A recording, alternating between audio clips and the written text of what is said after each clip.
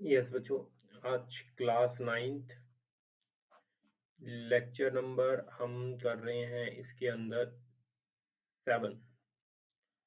कल मैंने आपको लेक्चर 6 करवाया था एक्सेलरेशन के रिलेटेड, तो हम आज उसी लेक्चर को आगे कंटिन्यू कर रहे हैं बच्चों। उसके अंदर हमने कुछ न्यूमेरिकल प्रॉब्लम्स सॉल्व की थी। मैंने आपको बताया था मोशन दो तरह का होता है, एक नॉन एक्सेलरेटेड होता है और एक एक्सेलरेटेड होता है। अगर नॉन एक्सेलरेटेड होगा तो स्पीड क्या होगी बच्चों, कांस्टेंट होगी। अगर स्पीड कांस्टेंट होगी तो फॉर्मूला क्या होगा, speed is equal to distance upon time या velocity is equal to displacement upon time. Question को सॉल्व करने का एक ही फॉर्मूला होगा। अगर एक्सेलरेशन कांस्टेंट होगी तो हमारे पास तीन तीन फॉर्मूले होंगे। कौन कौन से, v is equal to u plus a t, s is equal to u t plus half a t square, v square minus u square is equal to 2a s. तो ये तीन फॉर्मूले होंगे हमारे पास। क्लियर है? यहां तक हमने कर लिया था। आज हम इससे अगला टॉपिक कर रहे हैं। Our next topic is free fall. बच्चों, हमारा अगला टॉपिक है फ्री फॉल। फ्री फॉल का मतलब होता है अगर किसी भी बॉडी को हम अंडर ग्रेविटी फॉल करवाते हैं, यानी बॉडी का मोशन फ्रीली अंडर ग्रेविटी होता है, उसको बोलते हैं बच्चों फ्री फॉल। जैसे हमने छत से जंप मार रहे हैं, छत से जब जंप मारते हैं तो हमारा फ्री फॉल होता है, हमारा मोशन अंडर ग्रेविटी होता है, ग्रेविटी हमें खींचती है, that is called free fall. तो लिखो बच्चों यहाँ पर, motion of a body under gravity, motion of a body under gravity is called free fall. जो बॉडी का मोशन अंडर ग्रेविटी होता है बच्चों, यानी जिसमें एक्सेलरेशन की वैल्यू जी के इक्वल होती है, ग्रेविटी के इक्वल होती है, उसको हम फ्री फॉल बोलते हैं। सभी बच्चों को पता है ग्रेविटी की वैल्यू कितनी होती है, 9.8 metre per second square. For numerical purpose, we can consider it is equal to 10 metre पर सेकेंड स्क्वायर। ठीक है ना, फॉर न्यूमेरिकल के लिए हम इसको 10 मान सकते हैं। इससे न्यूमेरिकल बहुत इजीली सॉल्व हो जाते हैं हमारे पास बच्चों। क्लियर है यहाँ तक? अब बच्चों, जो हमने ये इक्वेशन ऑफ मोशन की थी, v is equal to u plus a t, s is equal to u t plus half a t square, v square minus u square is equal to 2as। अब in equation के अंदर अगर इनके मैं cases बना रहा हूँ, special case है। अगर u जीरो हो, इनिशियल वेलोसिटी जीरो हो, तो v is equal to a t, s is equal to half a t square, v square is equal to 2a s हो जाएगा। u तो खत्म ही हो जाएगा ना बच्चों सभी इक्वेशंस में, अगर हमारे पास u जीरो है। और इसके अंदर और केस क्या बनते हैं, इफ, अब हमारे पास अगला केस देखो, if body fall from rest.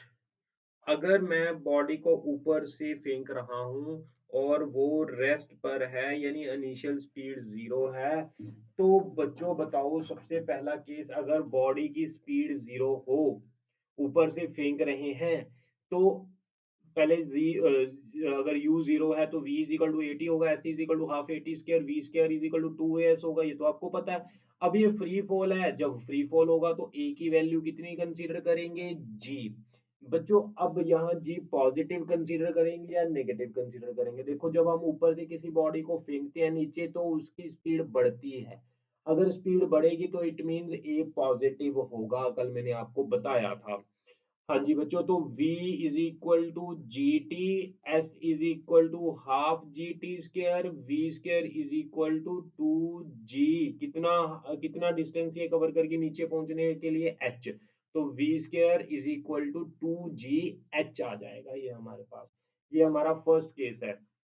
अगर हम इसमें ये बोले बच्चों, if body fall with initial velocity, अगर बॉडी को हम इनिशियल वेलोसिटी के साथ नीचे फॉल करवाते हैं तो क्या होगा? अगर हम बच्चों बॉडी को इनिशियल वेलोसिटी के साथ अगर फॉल करवाएंगे, अगर इनिशियल वेलोसिटी u है, तो क्या होगा? तो हमारे पास v is equal to u plus, yes बच्चों, v is equal to u plus a की जगह क्या आ जाएगा, g t. s is equal to u t plus half g t square, v square minus u square is equal to two g. कितनी height ये cover कर गया बच्चों, h हाइट ये कवर कर गया। यहां तक देखो आपको क्लियर है तीनों इक्वेशंस? यस। इसके बाद बच्चों आगे चलते हैं। अगर मैं आपको ये कहूं कि मैंने बॉडी को थ्रो किया है, if body thrown, if body thrown upward with initial velocity,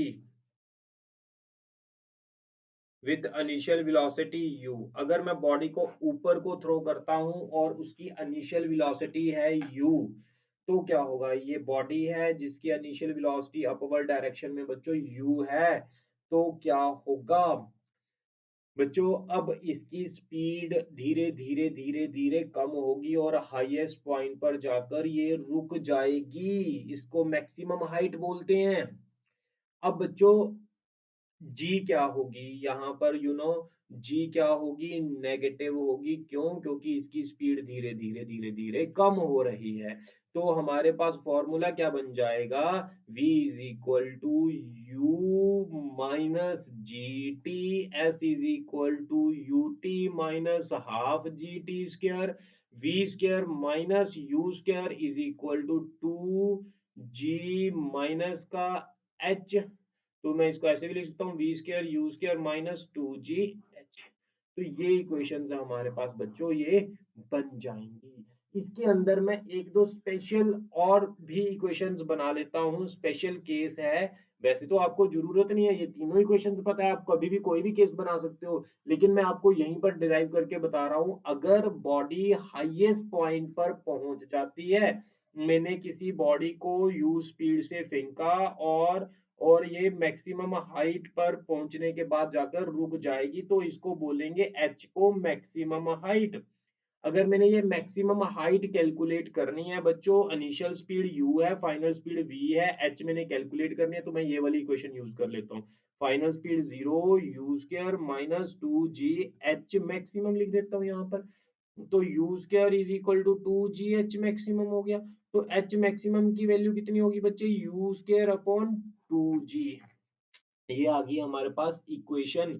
maximum height अगर हमें डायरेक्ट पूछता है तो हम क्या पुट कर देंगे, u की वैल्यू पुट कर देंगे, g के साथ डिवाइड कर देंगे। यानी मैक्सिमम हाइट किस पर डिपेंड करती है, maximum height is directly proportional to speed का स्क्वायर। इनिशियल स्पीड जितनी ज्यादा आप स्पीड से किसी बॉडी को ऊपर फेंकोगे, वो उतनी ज्यादा हाइट पर ऊपर जाएगी। क्लियर है बच्चों? इसके बाद अगर मैं बात करूं टाइम की, तो तुम्हें पता है टाइम के लिए अगर मैं बात करूं, v is equal to u minus g t था। हाईएस्ट पॉइंट पर v जीरो हो जाएगा, u minus g t, u is equal to g t, तो t कितना आ गया, u बाय जी आ गया।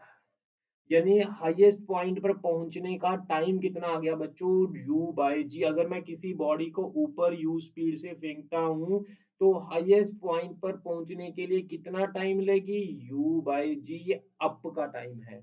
इसी तरह ये वापस आएगी ऐसे। यस बच्चों। तो वो टी डाउन का टाइम होगा, ये टी अप का है। इसी तरह टी डाउन का भी होगा। जितना टाइम अपवर्ड के लिए होता है बच्चों, उतना ही डाउनवर्ड के लिए होता है। तो टोटल टाइम कितना हो जाएगा, T up plus T down, तो टू यू बाय जी। हम टोटल टाइम ऑफ फ्लाइट भी लगा सकते हैं। ऊपर जाने के लिए टाइम u बाय जी, नीचे आने के लिए time u by g, total time of flight two u by g. एक बात बच्चों और याद रखनी है, अगर किसी बॉडी को हम ऊपर u स्पीड से फेंक रहे हैं और ये वापस आ रही है एट द सेम पोजीशन, इसकी जो वेलोसिटी होगी नीचे आते वक्त u ऑपोजिट डायरेक्शन में होगी। जाते वक्त ऊपर को थी, आते वक्त नीचे को होगी। वैल्यू वेलोसिटी की सेम होगी, लेकिन डायरेक्शन क्या होगी बच्चों, ऑपोजिट होगी। यहाँ तक देख लो, आपको किसी को कुछ डाउट तो नहीं है? तो इनके रिलेटेड हम न्यूमेरिकल प्रॉब्लम सॉल्व करें।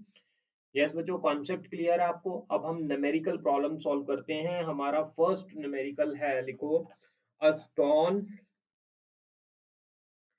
is dropped from rest and falls freely under gravity, calculate the distance covered by it in the first 2 seconds.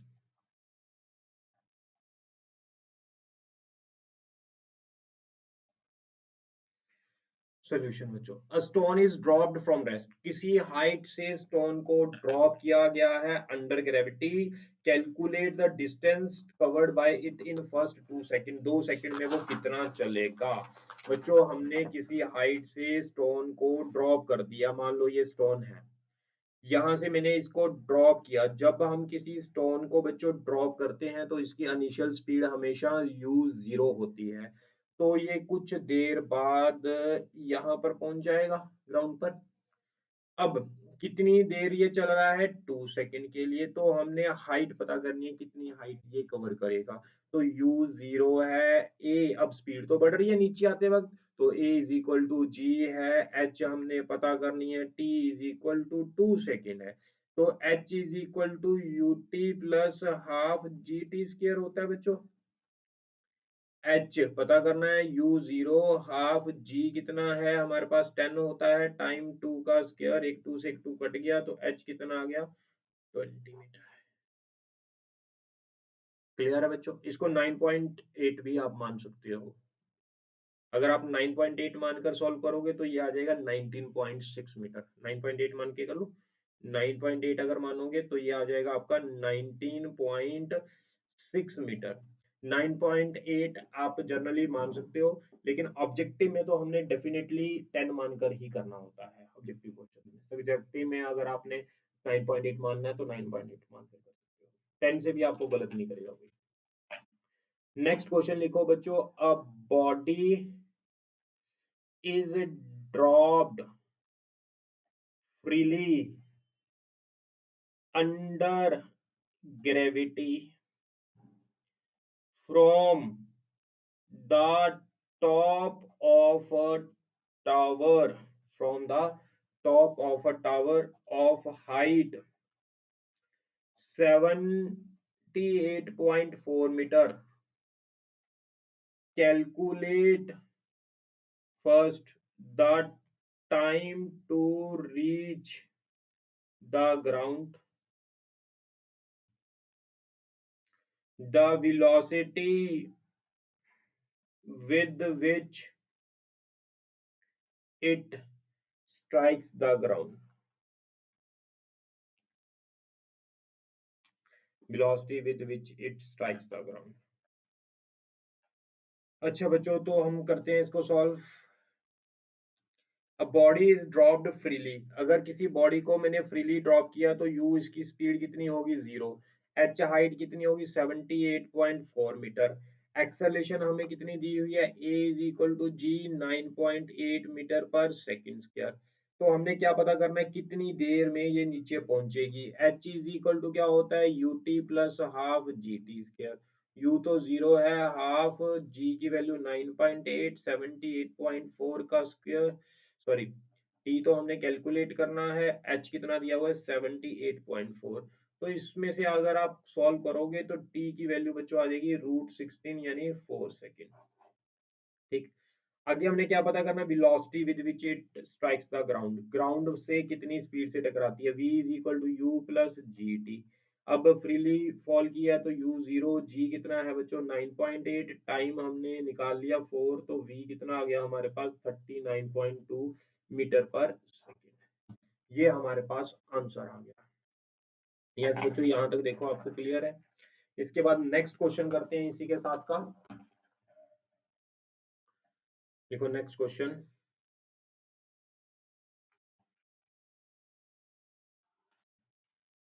Yes बच्चों, a ball is thrown vertically upwards with an initial velocity of 49 meter per second. Calculate the maximum height attained. दूसरा, the time taken by it before it reaches the ground again. दोबारा फिर इसे ground पर पहुंचने के लिए कितना time लगेगा? बच्चों, अगर किसी बॉडी को हम अपवर्ड थ्रो करते हैं विद इनिशियल वेलोसिटी u के साथ, u कितनी दी हुई है 49 metre per second, calculate the maximum height. आपको बताया था जब ये मैक्सिमम हाइट पर पहुंचती है तो स्पीड जीरो होती है, और मैक्सिमम हाइट की वैल्यू कितनी थी u square by 2g। u की वैल्यू हमें कितनी दी हुई है बच्चों 49 इंटू 49, 2 इंटू जी कितना होता है 10 होता है बच्चों, तो ये कितना बन गया 12.25 मीटर। अब हमें ये भी पूछ रहा है time taken by it before it reaches the ground. Ground पर पहुंचने से पहले ये कितना टाइम लेगा? ऊपर जाने के लिए टाइम टू यू बाय जी, नीचे आने के लिए टाइम यू बाय जी, तो टोटल टाइम कितना हो गया बच्चों 2u/g। 2u की वैल्यू कितनी थी हमारे पास 49 अपॉन 9.8, इसको बोलते हैं 4.9 सेकेंड।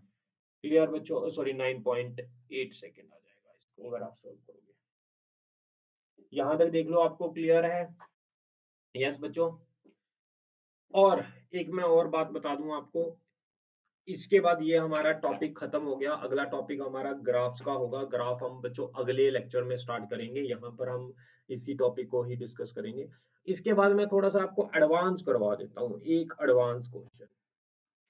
ये एडवांस ओलंपियाड लेवल का क्वेश्चन है, ठीक है? एक एडवांस क्वेश्चन करवा रहा हूँ मैं। एडवांस क्वेश्चन में क्या है बच्चों, अगर आप किसी बिल्डिंग से किसी बॉडी को नीचे फेंकते हो, यू जीरो से फेंकते हो, यू स्पीड से फेंकते हो, आप क्वेश्चन सॉल्व कर लेते हो। लेकिन अगर मैं इस बॉडी को ऊपर फेंकूं यू स्पीड से, तो ये कैसे चलकर वापस आएगा? ऐसे चलकर वापस आएगा नीचे, ठीक है? तो इसकी इक्वेशंस क्या बनेगी? तो बच्चों इसमें मैं आपको शॉर्टकट बताता हूँ, ट्रिक क्या है इसको सॉल्व करने की। इसको सॉल्व करने की ट्रिक क्या है, मैंने आपको बताया था। अगर किसी बॉडी को u स्पीड से ऊपर फेंको, तो अगर वो वापस आ रही है सेम लेवल पर वापस आएगी, तो इसकी स्पीड सेम होगी। अगर u ही ऊपर थी तो नीचे भी u ही होगी, लेकिन डायरेक्शन ऑपोजिट होगी, वेलोसिटी चेंज होगी, स्पीड सेम होगी। u, ये भी u सेम लेवल पर, स्पीड क्या होती है सेम, बट डायरेक्शन क्या होती है ऑपोजिट। तो ये u जो होगी बच्चों वो नेगेटिव होगी। अब u क्या हो गई नेगेटिव। अब आपने इस पूरे मोशन को भूल जाना है, आपने अपने माइंड में बस इतना ही मोशन रखना है। अब इनिशियल वेलोसिटी बच्चों क्या है माइनस यू, एक्सेलरेशन क्या होगी प्लस जी, क्योंकि स्पीड बढ़ रही है। अब हाइट h है हमारे पास, तो h इज इक्वल टू क्या होता है बच्चों, अब इक्वेशन जो हमने लगानी है तो वो क्या लगाएंगे, v is equal to u plus g t होता था, तो u की जगह माइनस लगाएंगे। s is equal to u t plus half g t square होता था, यहाँ पर भी क्या लगाएंगे बच्चों माइनस लगाएंगे। v square u square plus 2gh। ठीक बच्चों? एच लगा लो, एस लगा लो, वो तो आपकी मर्जी है। जब ऊपर से नीचे जाता है मोशन होता है, तो एस लगा लो चाहे एच लगा लो। क्लियर है बच्चों? यहाँ तक कोई डाउट तो नहीं है आपको? यहाँ तक समझ लग गया? अब u यहाँ पर तो माइनस का स्केयर करोगे तो वो प्लस ही होगी, इस पर कोई फर्क नहीं पड़ेगा। आप एक मुझे क्वेश्चन करके दिखाओ इसी के रिलेटेड, ये एडवांस क्वेश्चन है। बाकी बच्चे ने अगर नहीं करना, कंपटीशन की प्रेपरेशन नहीं करनी, वो डिलीट कर सकता है, अदरवाइज बच्चों आपने ये करना है। तो अगर मैं आपको बात करूं, क्वेश्चन है मेरे पास, यहाँ किसी बिल्डिंग से मैंने किसी बॉडी को ऊपर फेंका है, उसकी स्पीड है 20 मीटर पर सेकेंड, और उस बिल्डिंग की जो हाइट है वो है बच्चों 100 मीटर। 100 मीटर हाइट है। तो मैंने क्या पता करना है, लिख लो find time to reach the ground. Find time to reach at ground, ground पर पहुंचने के लिए इसे कितना टाइम लगेगा। अब मैं कौन सी इक्वेशन यूज करूं बच्चों, मैं ये वाली इक्वेशन यूज कर लूं। एच एस गिवन है यानी एच गिवन है, यू गिवन है, जी पता है, टी निकाल लेंगे। Yes, s is equal to u t plus half g t square, यहाँ माइनस है। एस कितना है 100, यू कितना है 20, टाइम मैंने निकालना है, प्लस जी कितना होता है 10, 10/2 कितना हो जाएगा 5t स्क्र। यस बच्चों। अब एक एक बात और बच्चों, इसकी जो अगर इसका मोशन आपने इनिशियली देखना है। अब ये ऊपर जा रही है, इनिशियल मोशन है इसका, आपने इनिशियली देखना है। अगर ये ऊपर जा रही है तो इसकी स्पीड क्या होगी, कम होगी। अगर स्पीड कम होगी तो यहाँ पर इसका जो आपने साइन यूज करना है वो माइनस का साइन यूज करना है, जी के साथ। जी के साथ हमेशा आपने माइनस का साइन यूज करना। अगर ये बॉडी ऊपर जा रही है ना तो इसकी स्पीड बच्चों क्या होगी, कम होगी। स्पीड अगर कम होगी तो आपने यहाँ पर साइन जी के साथ माइनस यूज करना है, जी के साथ माइनस। मोशन आपने इनिशियली देखना है, ठीक है। ऊपर जा रही है तो स्पीड जी होगा इसका माइनस का, तो जी होगा बच्चों माइनस का। ये हमारे पास इक्वेशन बन गई, t square plus 4t +20 is equal to 0। इसको जब आप सॉल्व करोगे क्वाड्रेटिक इक्वेशन को तो t की वैल्यू आ जाएगी 2 प्लस रूट 24 सेकेंड। ये आपके पास बच्चों इक्वेशन आ जाएगी, t प्लस रूट 24। एक मैं ऐसा ही आपको लास्ट क्वेश्चन सॉल्व करवा रहा हूँ, ये भी कंपटीशन पॉइंट ऑफ व्यू से ही इम्पोर्टेंट है। लास्ट क्वेश्चन आपका,